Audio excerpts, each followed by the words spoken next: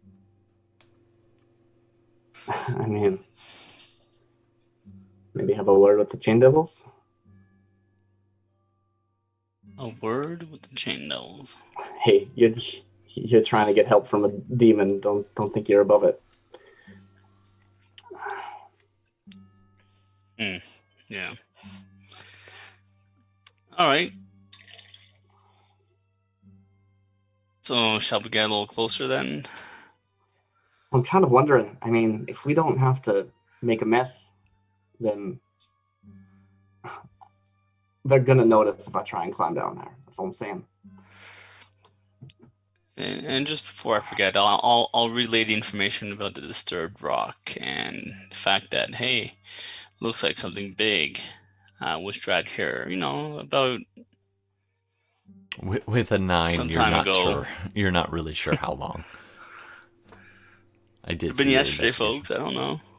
When he says that, at that point, can I do my check? Because this is my favorite terrain, so I can Sure. tell. Yeah. You're experienced in Because tracking I'm a tracker. traces. Yeah, absolutely. So at that point, when he points it out, you're like, oh, right.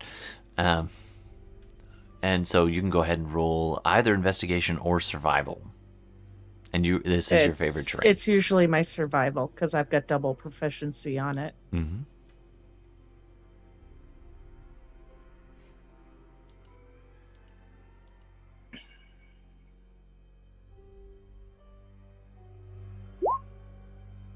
Wow. That 20. Making up for it tonight. That was a 29, I think, after all the numbers are numbered.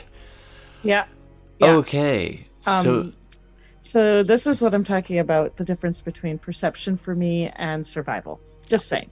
Yeah. So you just begin to take it all in, and the story begins to unfold in front of you. There was a firefight. You. There's an old movie reference. The hand for you. puppets come out. Yeah, you're like, and then he. So you can see these massive drag marks as soon as Falurie points them out. You're like, oh, those were Kawst's legs dragged down here and imprisoned within this cavern.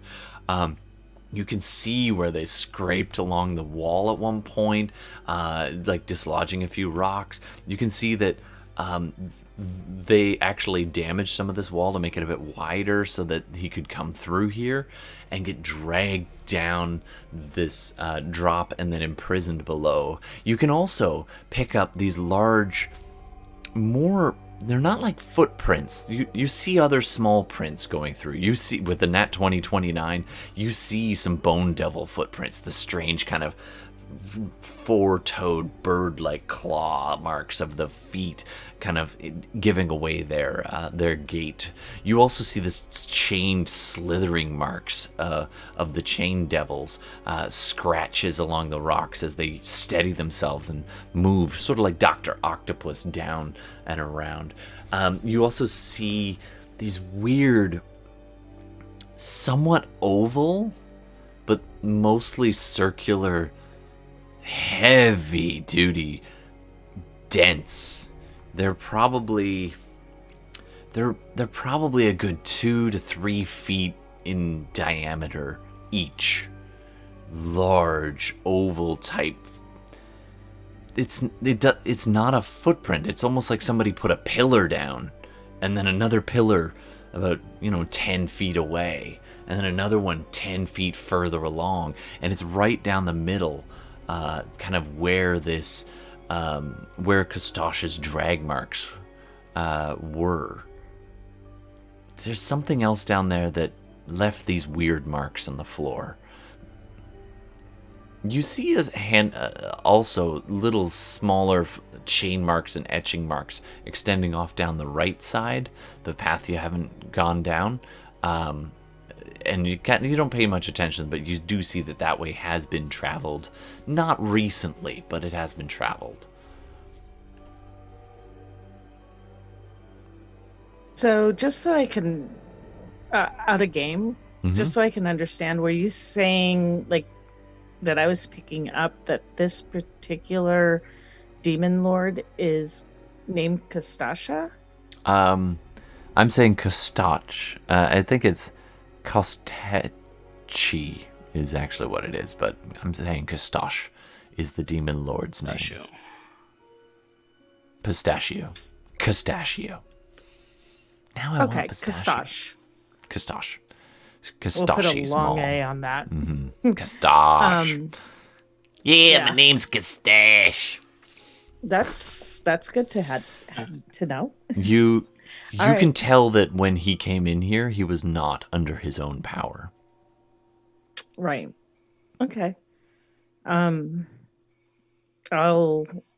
give that information to my companions, and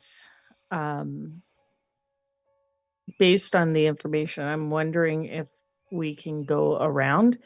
One of the things, so if I've been in my favorite terrain for more than an hour, and we've been here for a long ass time. Yeah. Like maybe not in this part, but we've been You've been in my hell for a terrain while. a long time. Yeah. Yeah. And I mean, I think this is also kind of like double. Mountains.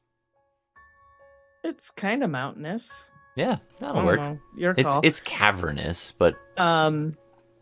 it is I your favorite I don't terrain. think there is a favorite terrain of cavernous. I like holes. I like the holes. Never mind. Anyway, yeah. When I've been here for an hour, that gives my companions benefits. Nice. To be able to navigate difficult terrain without it being difficult terrain. Oh, Because fantastic. I basically could just be like, step there, step there, step there, step there, Nice. go there, go right. So just something to keep in mind. All right, thank you. It doesn't slow us down, basically. Awesome. Now, you're still climbing up and down this thing would slow you guys down, but That's different. yeah, that's a different thing. But, But yes, I'm suggesting if we go around. sure. Yeah, you can go scout that out. All right, so you want to head off down that way? Any other suggestions? Okay, so I'm going to need a marching order as you go around that way, and can I get you to do some fresh stealth checks with Pass Without Trace is still on?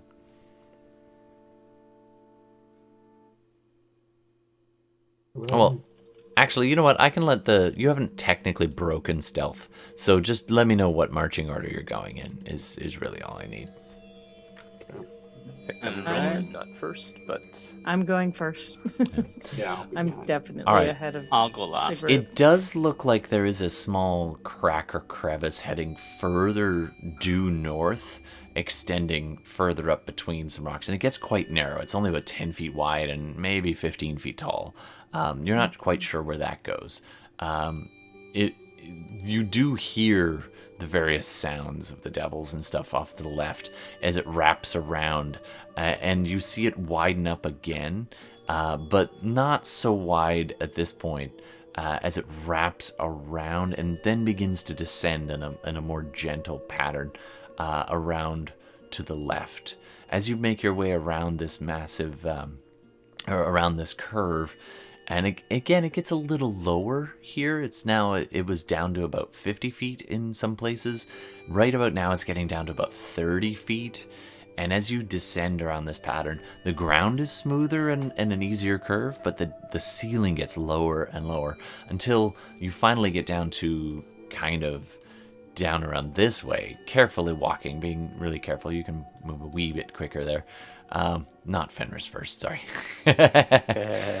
And you see now that the ceiling height is only about 15 feet up, which was fine for you, but it would be getting a little bit small for something the size of Kostach. And then it really gets narrow as it enters that space, and you can see from this angle that it does connect up on a more gentle path, but much, much smaller, as the opening's only about not even 10 feet wide.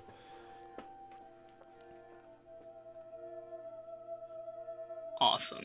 I Uh, love these closed spaces. I'm yeah. Yeah. Your favorite Actually, can I place get you to be. do a wisdom saving throw for me there, Falurie? As the Of course, ceiling my- gets lower and lower. It's my favorite terrain. Well, wisdom what? Saving throw? Yeah. You just love Fuck yeah. claustrophobic spaces. There you go. Whoa. 22. 20. That's a natural 19 on the dice. You're just like... Yeah, I've been here before. I know what I'm doing. Exactly. All right. Till the next wisdom saving throw. So at this point, can we see down in here? Absolutely. You can see into that same cavern, but now you're at the level of that kind of first tier. Okay. You hear the devils inside. Can I see Kostash? Yeah, you can see him bound and chained, his head slumped. Pistachio. No, it's Kostash. I'm pretty sure Kostachi. it's pronounced Carl, but Yeah. You see Carl It is, chained it up, is. his massive form just appearing to be more or less unmoving. You can see his shoulders heaving with breathing. And the chain devils are kind of rattling around, and just kind of one of them goes over and waves its hand at him, and you see these chains across its chest, these little teeny lines compared to his size, just tighten and begin to bite into the flesh, and just you can see it sink in all of a sudden. The resistance broken, and just blood just starts to pour down from that wound, just a chest across his midsection there, or a cut across his midsection, as though he's slowly being garroted by these smaller chains. And you can hear this relatively loud, even at this distance, grunt. Henrietta, you understand it. It is speaking Abyssal. So anyone who speaks Abyssal would know. I can. they both do as well. Awesome. All right, so you can understand it as it groans. It says, "You cannot kill me, puny. Bring me my hammer, and I will crush."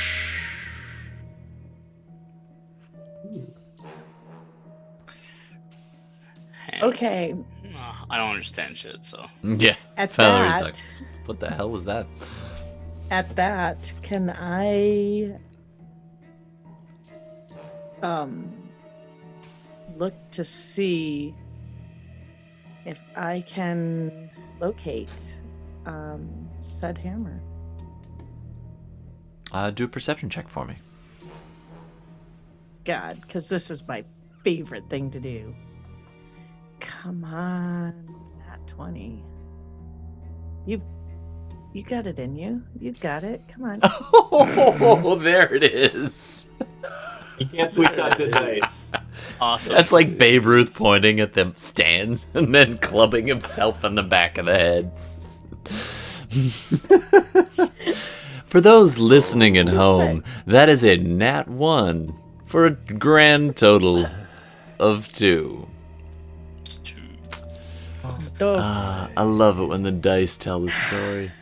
All right, so you're just like, you're looking, you're totally convinced you can find this hammer, and you're like looking out there, and you can't see anything. You see the lemurs, you see this big rock, you see this other big rock, and at that point you just do a dexterity saving throw for me, please. You see a rock that looks like a hammer? You actually do. I'm gonna take that as a plot point there, Carl. Ooh, dex save 27. 27. So you're leaning out to try and get a look at it, and as you do, your hand brushes a loose rock kind of at shoulder level up on this little lip, and it starts to fall. And you just go and catch it about a foot below the ground, making no sound. But You're pretty sure. In fact, you're pretty damn sure. You saw leaning against the cavern edge on this side. There's something that looked sort of like the head of a hammer. You couldn't see the shaft from this angle, but it really looked like a large stone maul kind of thing, kind of leaning up against that side there, right in kind of near where all those lemurs are nested. And he's located over here? He's the large black outline shape.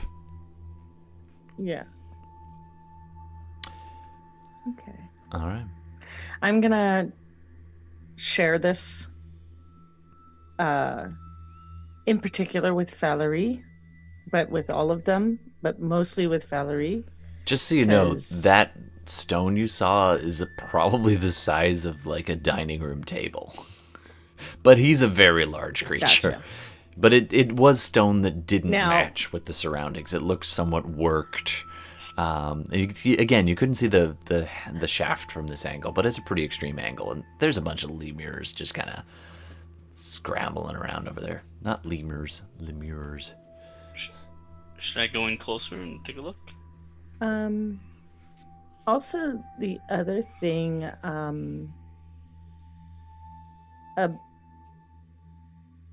I want to kind of use, if you let me, is, have we ascertained by this point? I mean, we've been here for a really long time.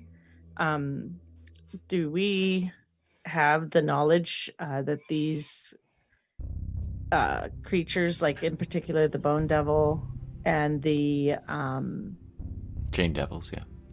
Chain Devils, and I think we've come up against the smaller creatures as well. You've seen all of these creatures at some point. Yeah. Yeah. Well, all these Do we creatures. know that if they have true sight? That I don't know. That, They can see through magic darkness, but they shouldn't be able to have true sight. Yeah, I think there are devils that do. It's dark vision though, but There are these some ones, that you should be fine. yeah. I'm more If it's worried darkness. about Falurie. Right, Falurie is yeah. because you're still invisible, right?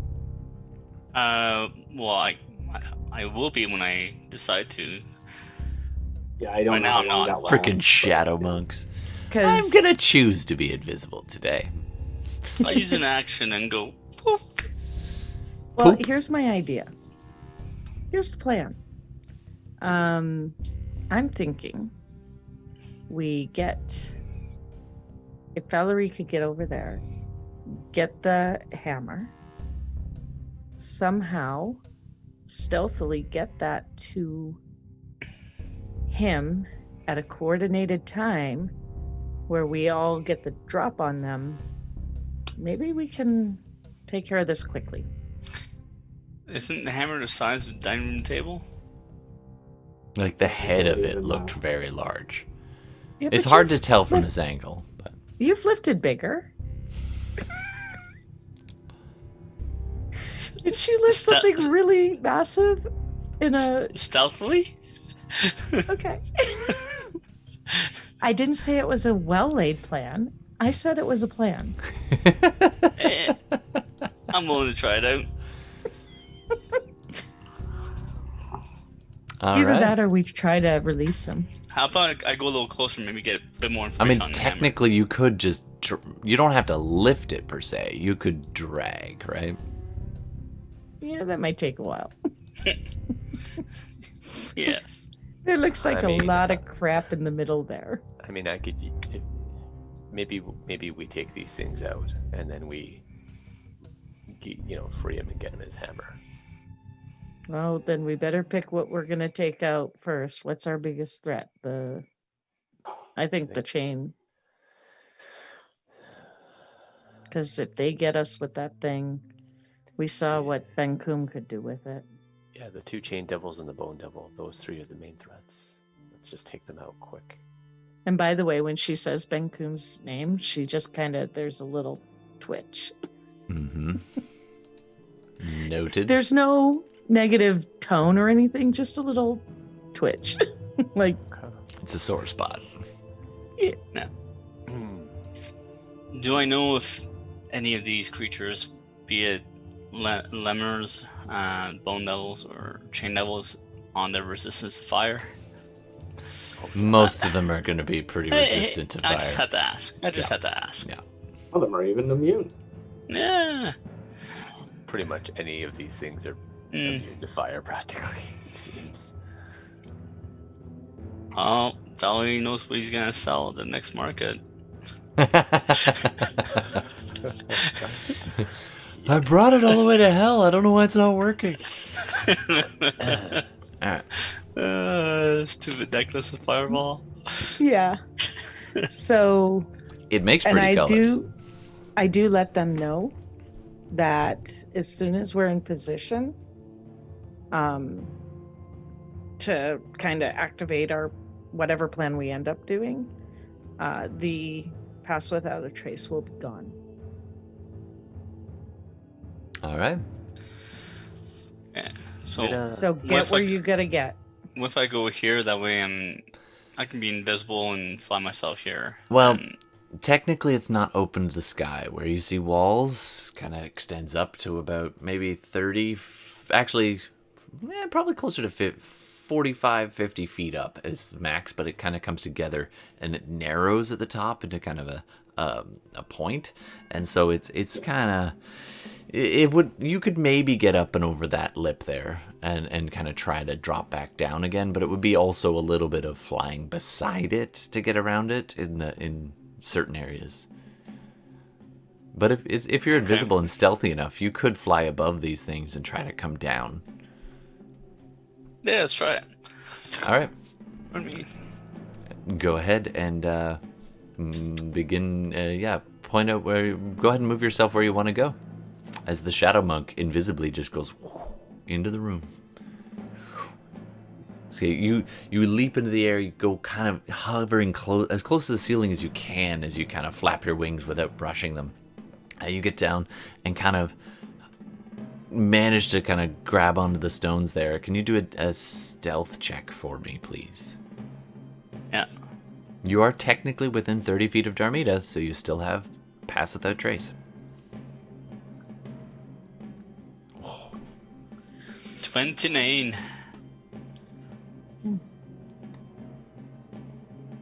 Man, I have rolled... because of the number of them, I'm rolling with advantage rather than just each of them. And so I just rolled 8 and 8 before. And then this time I rolled 15 and 15.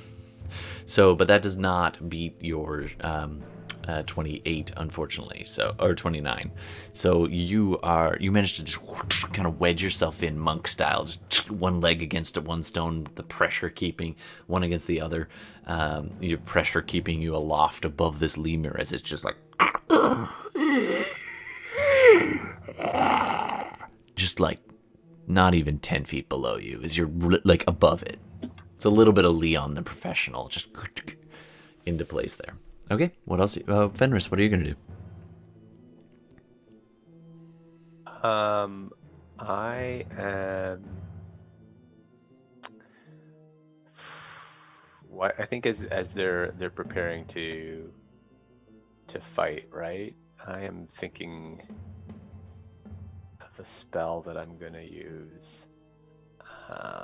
I'm thinking of a spell. Rhymes with.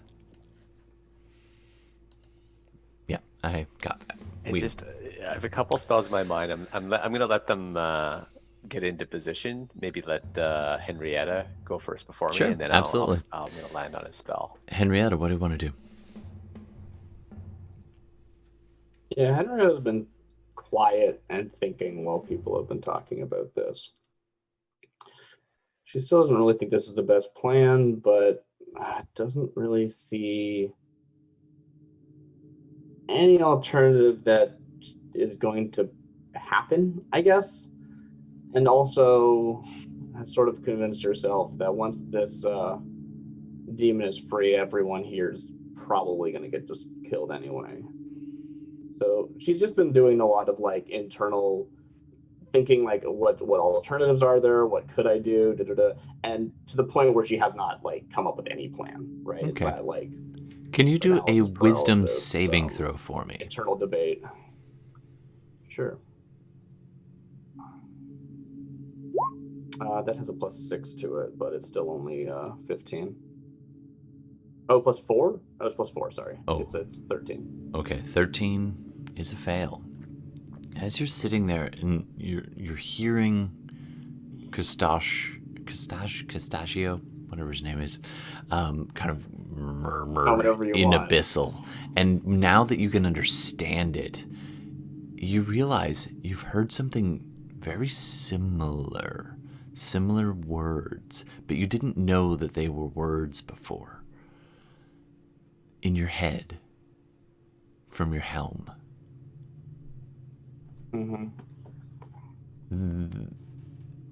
You have this memory, and it's not happening right now. You have this memory of these words whispering up from the helm. And you kind of quietly mutter them, repeating them. You're at a very good ear for sound. So you almost phonetically repeat them back to understand what it means. Can I like preempt you here? Mm. I'm pretty sure I know that this is a helm of. I'm not sure if it's Devil or Demon Command now that I think about it. But one of those, and that was one of those things that like occurred to her, and she like knew she didn't want to do. Right now, please continue. Like I'm okay. Absolutely. With this, but No. it's like that thought had happened before whatever you are saying. Yeah. Absolutely. But this is a little different. It's also a helm that connects you to the divine and the demented.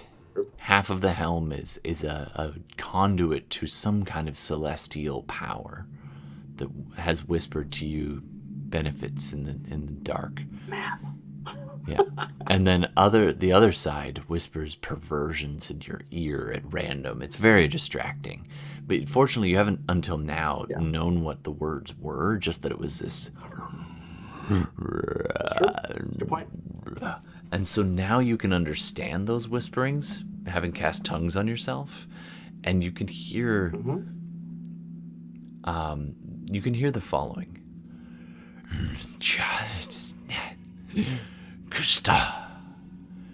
Champion, what have they done to you?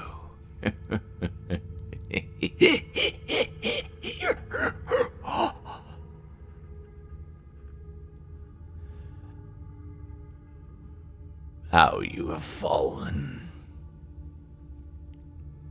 Perhaps you're not done yet. This voice in your head is. It's like narrating. Sounds like a memory. No, this happening now. You remember hearing this sound, but now you understand what it is saying. And so this is happening almost like a narration. And as you start to listen to it, it's like you turn up the volume on it and you can pick it out better. And so you can hear this voice kind of along for the ride on the left side of your brain. Yeah. You also hear talk to it. So this is like that thing, right? Where like everyone's like making a plan and everyone's like, all right, we're ready. Okay, go. And everyone looks over at Henrietta. And Henrietta's just like eyes locked forward. Like, far off look. Yeah. Just like, concentrating on whatever's going on in her helmet. I want to see if I can like communicate with it. Just like, sure. What do you want to say? One of those like initially just like, can you hear me kind of things before we even bother. Go ahead and say it.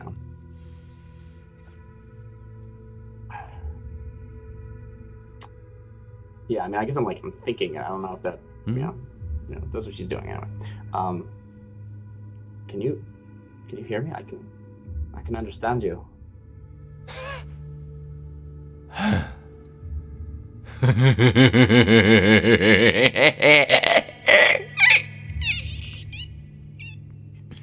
All right, calm down.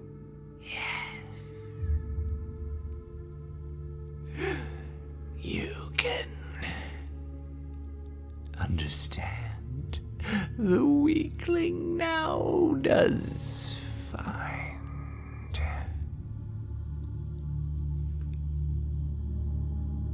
I see. You seek Zariel? Did you say Ariel? Zariel. Oh, that makes more sense. Under the sea. No. speaking. Yeah, I don't want to take too much time here. So, No problem. Like, I think, Absolutely. like, So you're this just like, starts, I and can everyone hear looks this. over Yeah. at Hen, and she's just like, "Ew," All right. right? And you're like, we gotta go. Meanwhile, roll initiative, just so we know what happens when. Yeah. Should I roll now, or Yes, please. Everybody roll. Okay. Just so we can keep on Just track. everybody roll. Okay. Oh, on my D&D notes, I just saw the name Ernie Batch. And I was like, oh, Ernie. That was from the Shadowrun we just played. All right. Fenris, 17. Henrietta, 18. Nice. Bela, Darmita, 21. Whew, nice. And Falurie just stepped away. So Falurie is like looking down at the lemur, trying not to vomit.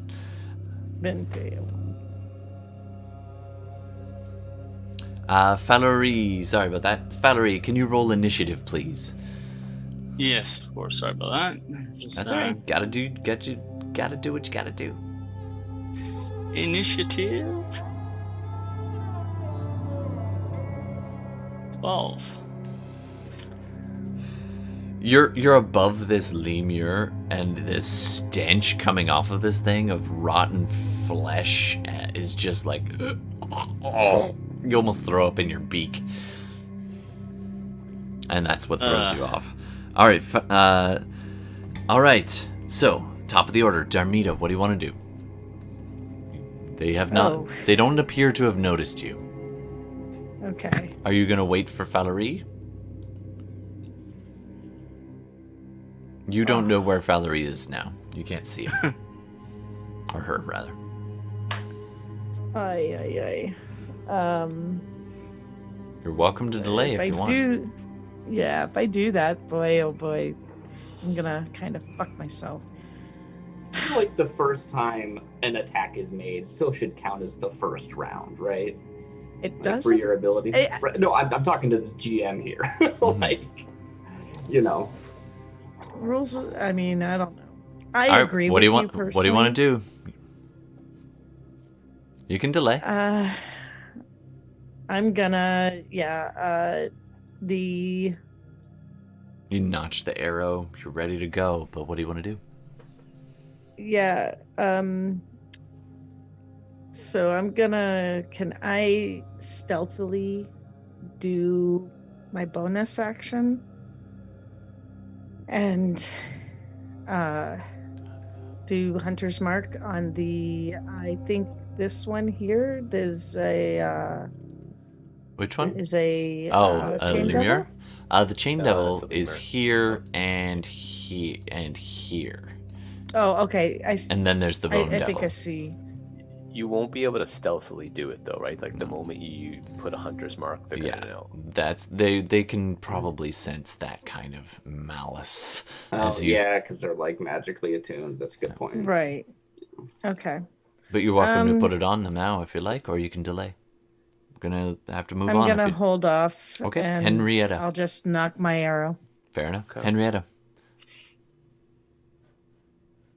I'm having a conversation in my head. Okay. That'll keep going on inside your head for now. Fenris. So I see kind of like a bit of the restraint from the others, and I just feel a bit of something kind of welling inside me when it comes to just something different, and it just almost little shadowy whispers come to me, and while I was kind of holding it off for a little bit, I just listen to it, and I decide to go with it. and I will cast. I will bonus action drop a wolf on the Bone Devil, but I will cast Mental Prison on the Chain Devil, and I will twin it. All right. So, So like, go ahead and place your wolf, and you're twinning it for the Chain Devil and what else? the other Chain Devil. Okay. All right. So Chain Devil. So out I of the just kind of, shadows like, behind this see bone. like shadows just Yeah. swirl around them, and then all of a sudden they split. Something new happens, and they split into two. And so let's try this out. They must each. It's an intelligence save. I don't know if they have resistance, but yeah. All right. Intelligence save. Sorry, I'm gapping out. All right. And what's the DC? Sorry. 17. One of them fails. The other. Let me just pull up Chain Devil. I permanently bookmark all the devils in this book. It's like I know what you're fighting for the next year.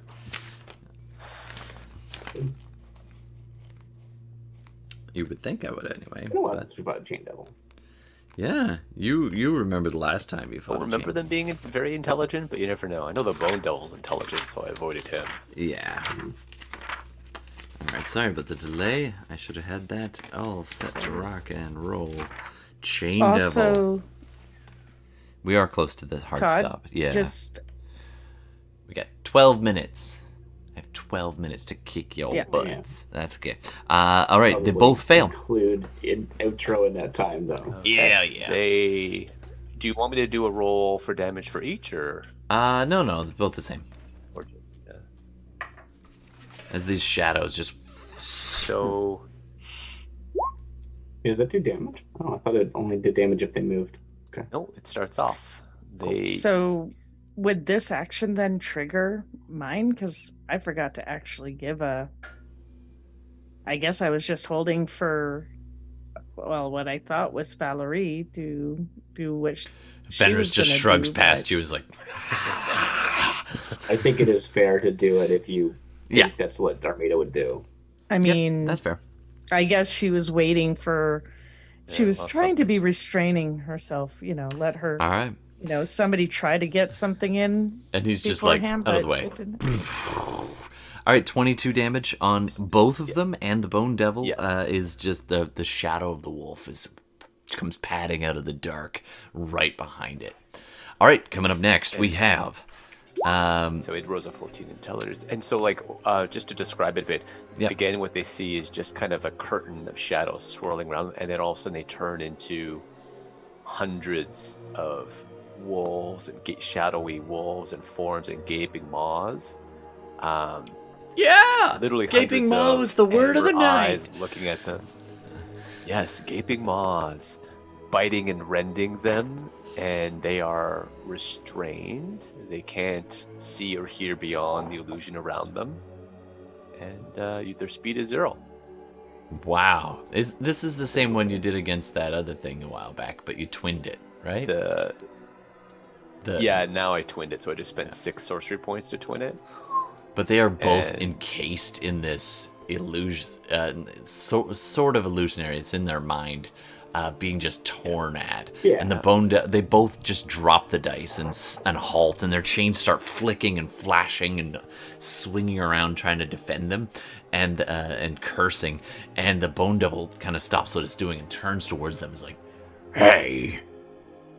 And if you remember, this is Chubaludo, the Bone Devil, turns to them.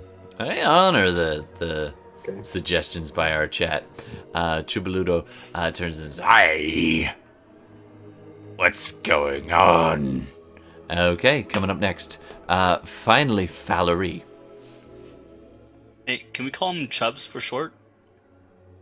Sure. Yeah. Never mind. Which is a very ironic name for a Um, Bone Devil. Or not. Heyo. So, I'm up top there, right? Yep. So I want to try and use the javelin, but with targeting him. But if that happens, I also want to see if I can get him. But I don't think with the angle, I'd be able to do it. It is a straight line, right? So you would have to be kind of in Yes. behind or next to the lemur down below in order to keep it in the straight line. If you want to drop down right next to it and then launch, that would work. But you would be smushed between it and the wall. Honestly, lemurs are nothing. Like, Yeah, like lemurs are don't waste fodder. anything on them. Oh, the target being Chain Devil. It's just I would get the lemur A long at the way. same time. I mean, could you get both chain devils? I have to move somewhere like here or here. You could fly. Yeah, I can. And then there's the large kind of worked stone below the hammer. Although it's mostly from this angle, you're like, it's just a stone. I don't know what she's talking about, but okay. Yeah, you just realizing it's not a hammer. It does look odd though. It does Yeah. look like a rectangular section of stone. Well, I'll check it out after. All right. All right. You I'll zip move across, here, just then across. I'll obviously break invisibility, so I'll chuck the Javelin of Lightning. Nice. Also, you Range have is advantage. range is 30 feet, so that should make it. So I am aiming for this person because I think the Bone Devil is higher up, right?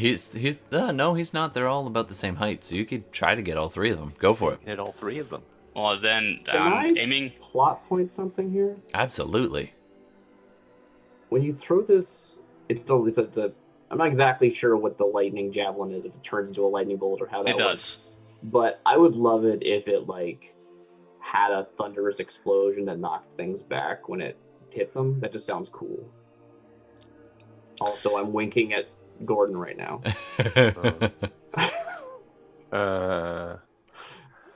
All right, let's resolve this. The lightning first. So go Alright, ahead and make your so- attack, or is it yeah. a saving throw? Okay, so that's I have not looked up a lightning Doesn't javelin. really- I think it's probably some kind of save, or is it an attack? advantage. You were Well, unseen. the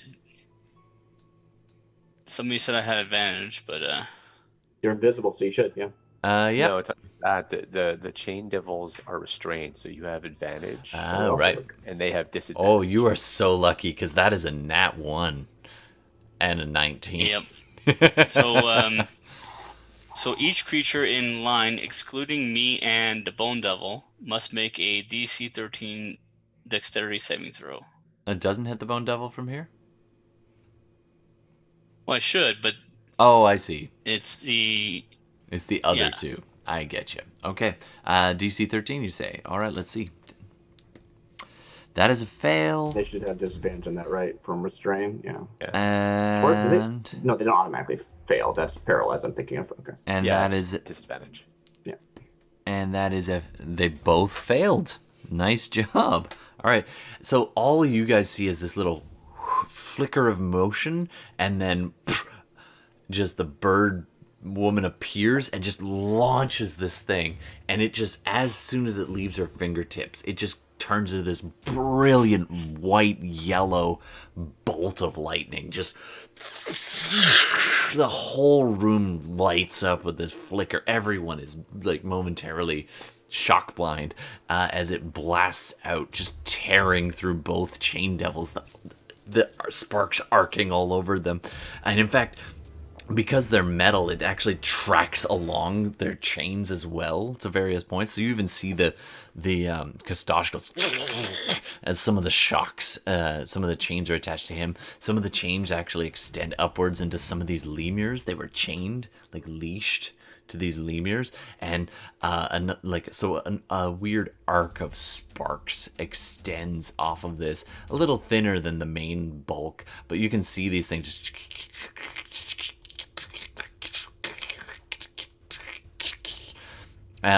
as these things just And it did 21 points of damage. All right. Yeah, out of a possible 24. To so not both too bad. of them and to the Bone Devil as well, right?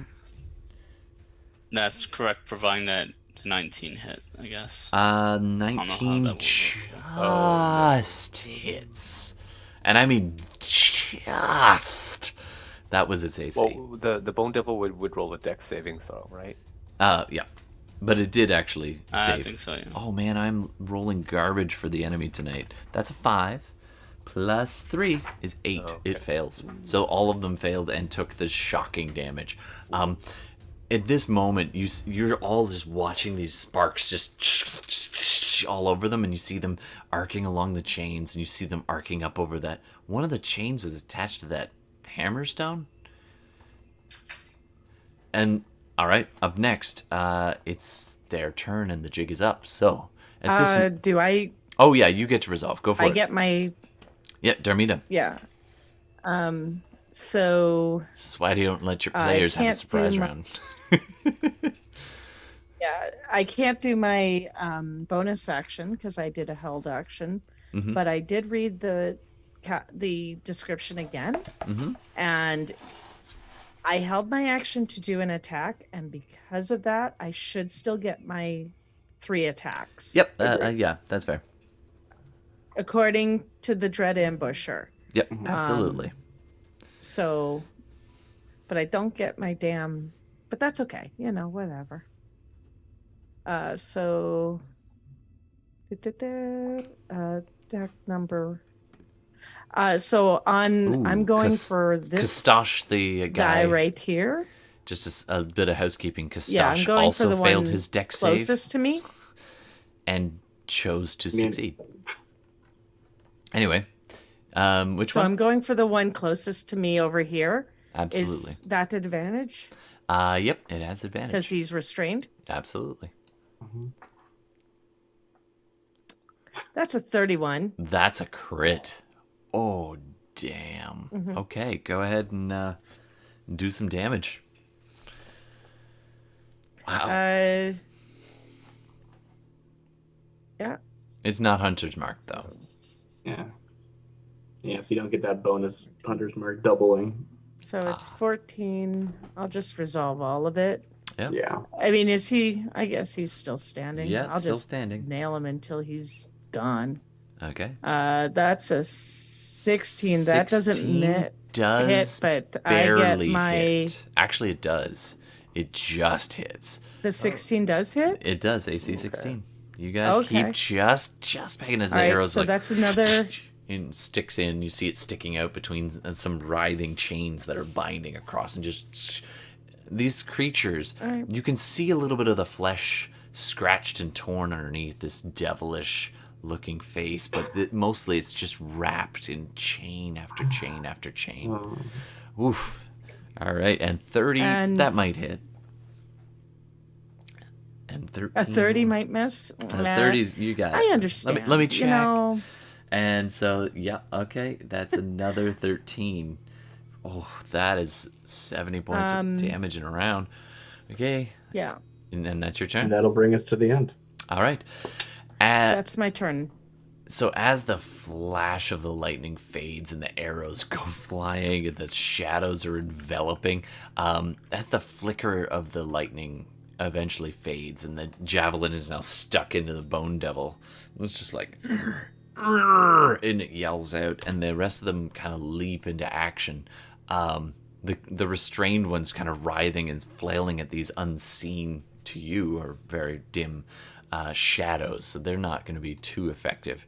However, you see the sparks. Actually, the lemurs, just for the sake of brevity, a couple of them burst from the electrical. Like literally, they go and cook, and then just Liquefied flesh. yeah, it's disgusting, slashing along the stone. So 2 of them burst. One of them did make it safe. This one right up here in the corner, luckiest lemur in town. And then the rock, the electricity is playing across this rock in a very strange way, and it's hugging it and flickering. And then you see these 2 glowing spots on the rock, and then it just goes, and you see this larger. It's not just like it's worked stone and rock, and it's very much the same kind of material that you see the hellish iron is made, and this thing just begins to stand up. It was all collapsed down like in a ball, and now it's like it is this very large rock and stone and infernal iron golem begins to rise up and look around, and it sees there's trouble and it looks out and looks down at the Bone Devil, and the Bone Devil goes, "Attack, you fools!" And it just takes this massive lumbering step forward. Boom! And seeing that Falurie is the only one nearby that it can see immediately, it starts lumbering towards him. Boom! Boom! It does manage to get base to base with you. I think we cut to Blake though. Like that is just like it just waking up. Yeah, has to be the moment and it's we just cut to Blake, towering right? Like, that's over just- Falurie, who's just like loving the javelin that you just threw. And that's where we're gonna call it for the night. That was so cool. And the lightning plays across it, and it looks down and it's like... And we're going to pause for the night. All right.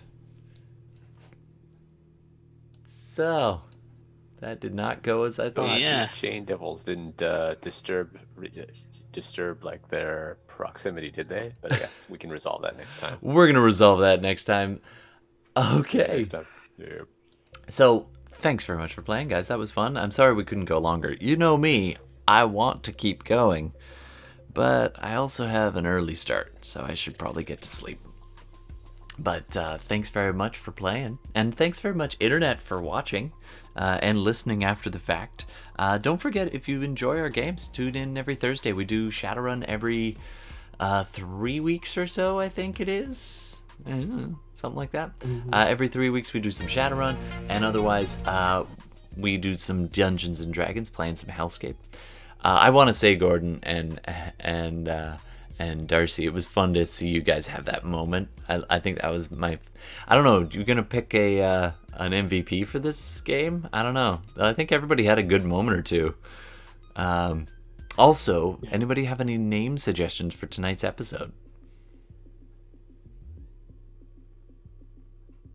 That also goes for you, Internet, if you have any name suggestions for tonight's episode. Oh, the last thing, just before we're done. Karls Maw, clearly. Karls Maw. Yeah, that might have to be it. Whips and chains. Yeah. And then just one little housekeeping little bit before we're done. The last thing that the camera would see is the eye of the Demon Lord just opening. Like sparks on the eyelashes, and it's just like... Anyway, we'll come back to that. Okay. Karls Maw? Is that our... We actually have an episode called Darmita's Mom. So it's kind of in the same strain. Whips and chains. I feel like that might also be an episode title already. I don't know. We've been at this for 42 episodes. Actually. Yeah, Whips and Chains. I think that was an episode named for one of Ben Coom's episodes. I think so. It might have been one of his last. So, Ben Coom, if only you guys had a barbarian to take the hits now, because your squishy monk is about to get squished. Whoa, hey, not that squishy. You're not that squishy. And also, you have a bard paladin that, in theory, is really hard to hit. But she's busy having a conversation with a demon in her head. Her helm. Literally, a demon in her head. Yeah. And it is demon, by the way. That goes badly. Thank you. Yeah. All right, so I think it might end up being Karls Maw. And anyway, we'll be back here in a week. And I mean, it could also be just Demon Lord Karl. That's also good. Wrath of the Demon Lord Karl. Maybe that'll be next week, though. He's only just waking up. I'm Carl, and I support that message. All right, thanks everybody for playing, and I think that's it for tonight. So we'll see you next time. And I just want to keep playing. All right. So, as I always try to wrap up, I do want to say, everybody on the internet and listening after the fact, thanks very much for spending some time with us. And be safe, take care of yourself, take care of each other, and we'll see you next week. Take care. Good night.